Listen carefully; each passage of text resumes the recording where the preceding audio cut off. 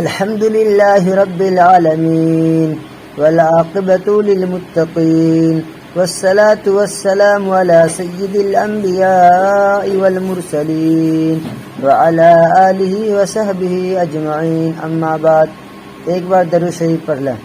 اللهم صل على محمد وعلى آل محمد وبارك وسلم. بسم الله الرحمن الرحيم. يا أيها الذين آمنوا استعينوا بالصبر والصلاة إن الله مع الصابرين ولا تقولوا لمن يقتل في سبيل الله أموات بل أحياء ولكن لا تشعرون. سورہ بقرہ. معزز ناظرین، آج میں گفتگو کروں گا یوم عاشورہ اور شہادت امام حسین رضی اللہ عنہ کے متعلق، اور یوم عاشورہ کے دن جو اور بھی واقعات پیش آئے ان سے پہلے تمام واقعات کا آج انشاءاللہ اس مختصر ویڈیو میں بیان کروں گا. چلیے شروع کرتے ہیں، آپ غور سے سنیے.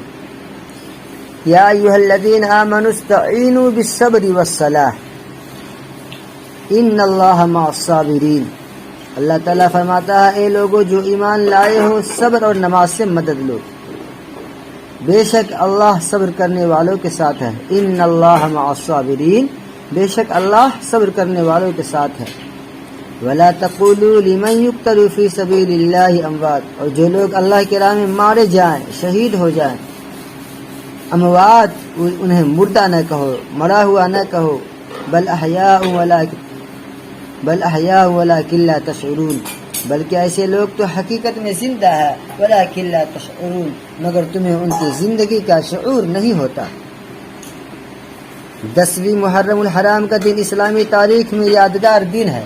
یہ دن دو ایسے عظیم واقعات کی یاد دلاتا ہے جو حق اور باطل کے درمیان معرکہ آرائی سے جڑے ہوئے ہیں.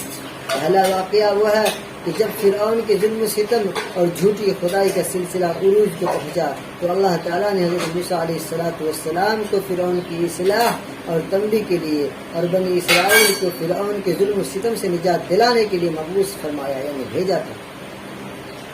حضرت موسیٰ علیہ السلام اور ان کے بھائی حضرت ہارون علیہ السلام نے فرعون کو راہ راست پر لانے کی پوری جتن کی کوشش کی، عظیم معجزات دکھائے، پھر بھی وہ اپنی شرکسی سے باز نہ آیا.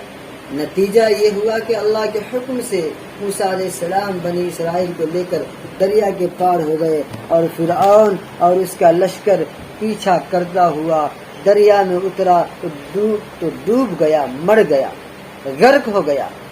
فرعون کی لاش آج بھی قاہرہ کے قومی میوزیم میں نمونہ عبرت بنی ہوئی ہے. جس دن موسیٰ علیہ السلام اور بنی اسرائیل کو نجات ملی اور فرعون اپنے لشکر کے ساتھ غرق آب ہوا تھا. غرق آب یعنی پانی میں ڈوب گیا تھا. وہ عاشورہ ہی کا دن تھا.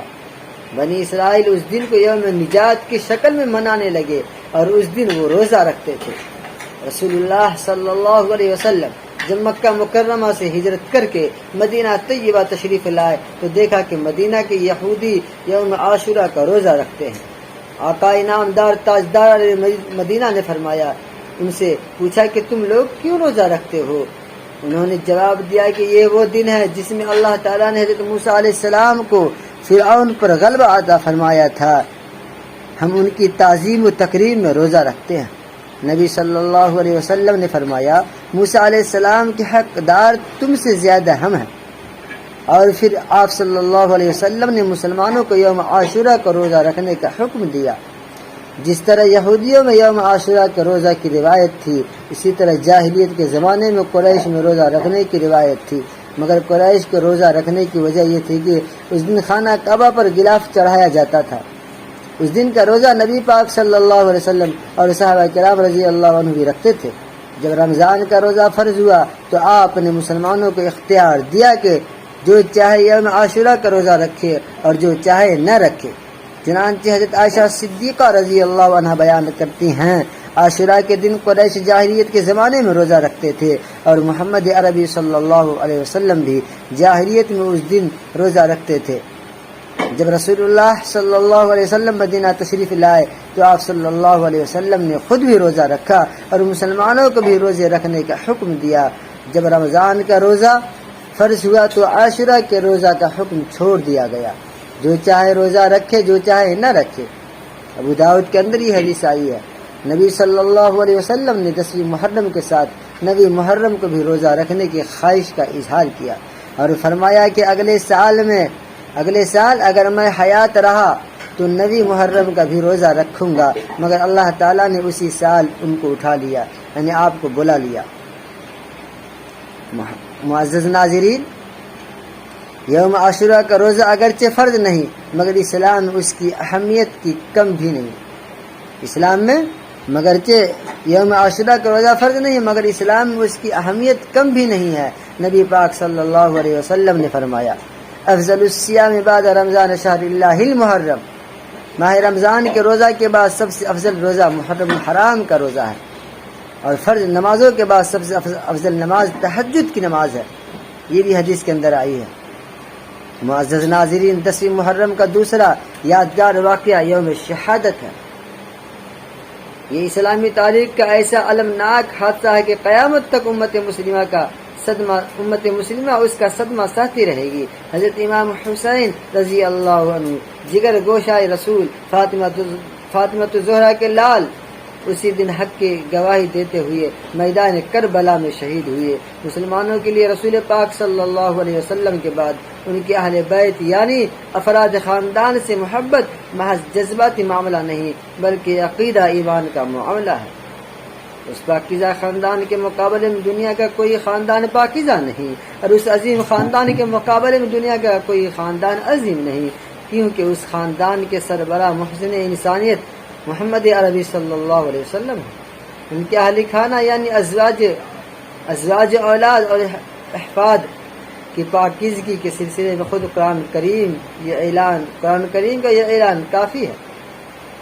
انما یرید اللہ لیذھب عنکم الرجس اہل البیت ویطہرکم تطہیرا، سورہ احزاب کے اندر فرمایا اللہ تو یہ چاہتا ہے کہ تم اہل بیت یعنی نبی سے گندگی کو دور کرے اور تمہیں پوری پاک کر دے۔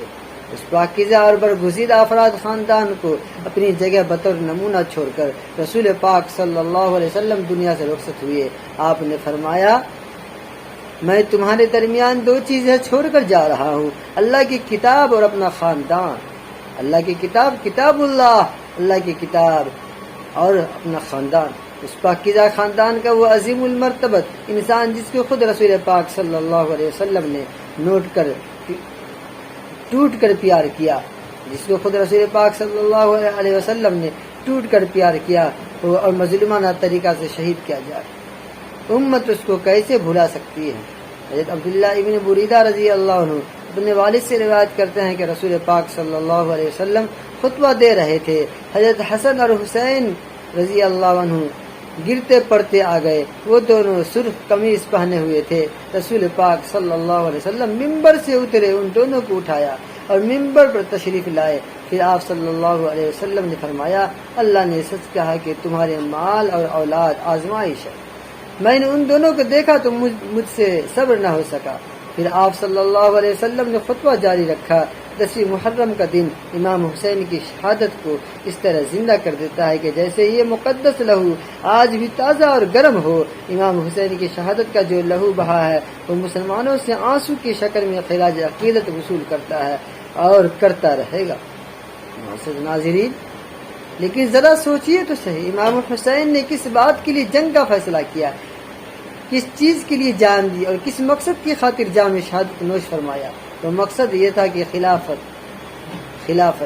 یعنی اللہ کی امانت۔ خلافت کیا ہے؟ اللہ کی امانت ہے، اس کا وراثت سے تعلق نہیں، اس کا تعلق استحقاق سے ہے۔ مسلمانوں کے خلافت کا حق دار وہ ہے جو مسلمانوں میں سب سے زیادہ صالح یعنی نیک اور پرہیزگار ہے۔ قرآن کریم کی صراحت ہے ان الارض یرثها عبادی الصالحون۔ پھر انبیاء کے اندر اللہ نے فرمایا ان الارض یرثها عبادی الصالحون، بے شک زمین کے وارث میرے نیک بندے ہوں گے۔ امام حسین رضی اللہ عنہ نے جس شخص کو خلافت کا مستحق نہیں سمجھا اس کے خلاف خروج کیا۔ وہ جانتے تھے کہ فوج حکمراں کے پاس ہے، یہ بھی جانتے تھے کہ حکومت کی تلوار کے خوف سے لوگ اس کا ساتھ نہیں دیں گے، وہ یہ بھی جانتے تھے کہ اہل بغداد عزم اور حوصلہ کا مظاہرہ نہیں کریں گے، پھر بھی وہ مٹھی بھر صاحب عظیمت مومنوں کی جماعت کو لے کر میدان کربلا کی طرف نکل کھڑے ہوئے اور اپنے ساتھیوں کے ساتھ یزیدی فوج کا مقابلہ کیا اور شہید ہوئے۔ امام حسین کی شہادت اسلام کو زندہ اور تابندہ رکھنے کی انقلابی تحریک کا آغاز تھا۔ اس تحریک کے علم بردار ہر دور میں پیدا ہوتے رہیں گے۔ قتل حسین اصل میں مرگ یزید ہے، اسلام زندہ ہوتا ہے کربلا کے بعد۔ معزز ناظرین، مصلحت اندیش انسان کہہ سکتا ہے کہ اتنی بڑی فوج سے مٹھی بھر مسلمان کے ٹکرانے کا حاصل ہلاکت کے سوا کچھ نہیں ہے۔ مصلحت اندیش انسان کہہ سکتا ہے کہ اتنی بڑی فوج سے مٹھی بھر مسلمانوں کے ٹکرانے کا، پنجہ آزمانے کا حاصل ہلاکت کے سوا کچھ نہیں۔ مگر جو لوگ حق کو غالب دیکھنا چاہتے ہیں، رسول اللہ صلی اللہ علیہ وسلم کی سنت مطہرہ کو مسخ ہونے سے بچانا چاہتے ہیں اور مسلمانوں پر صالح اور متقی افراد کی خلافت کے آرزو مند ہے، وہ جانتے ہیں کہ حق کے خاطر، حق کے طرفدار ہر زمانے میں کم رہے ہیں، حق کو ماننے والے ہر زمانے میں کم رہے ہیں، اور باطل ہمیشہ لاؤ لشکر میں آگے رہا ہے، مگر ہر زمانہ میں صاحب عظیمت لوگ اٹھتے رہے ہیں اور حق اور باطل کا فرق واضح کرنے کے لیے اپنی جانوں کا نذرانہ پیش کرتے رہے ہیں اور انشاءاللہ کرتے رہیں گے۔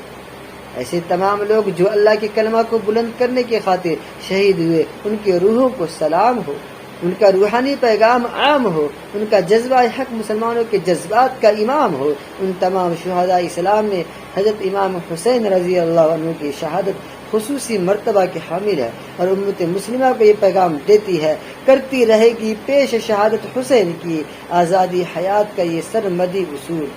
چڑھ جائے کٹ کے سر تیرا نیزے کے نوک پر، چڑھ جائے کٹ